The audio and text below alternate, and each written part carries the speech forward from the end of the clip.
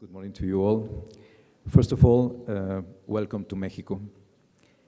Hopefully you're having a wonderful time in here, and please enjoy the city if you can. So once more, bienvenidos a la Ciudad de México. It is a privilege and honor to be here participating in this session. I would like to very briefly mention some of the outcomes and recommendations from the event held on Panama City in October of the past year, in 2017, where the following 9 countries came together: the United States, Mexico, Guatemala, Costa Rica, El Salvador, Panama, Peru, Chile, and Argentina.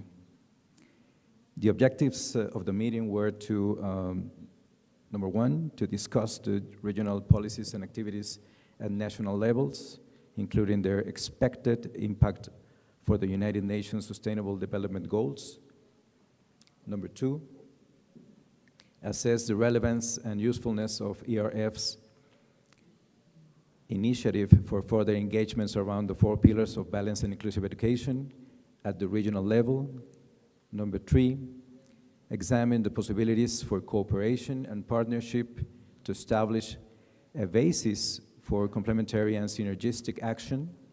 And 4, create a platform to exchange reliable and comparable engagements for renowned institutions in the region.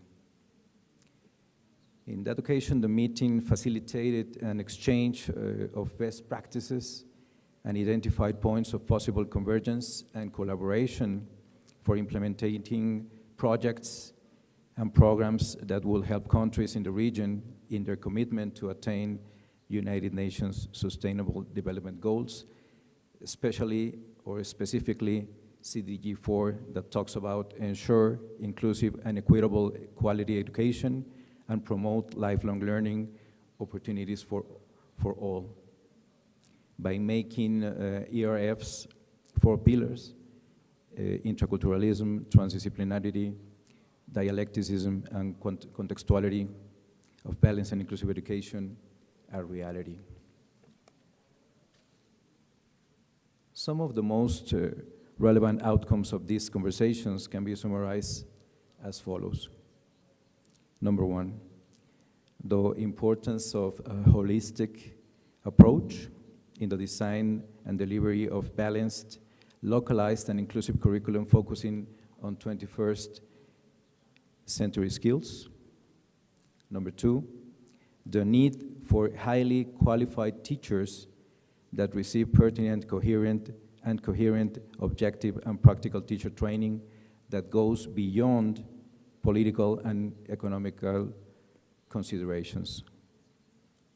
Number 3, for the private and public sector to come together beyond their geographical boundaries and provide common solutions to common problems. And number 4, continue the dialogue that takes into account the 4 pillars of balanced and inclusive education through South-South and North-South collaborations and multinational approaches.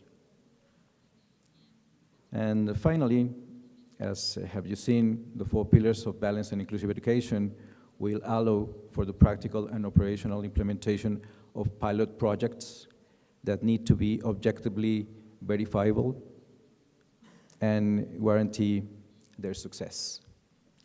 Thank you for your attention.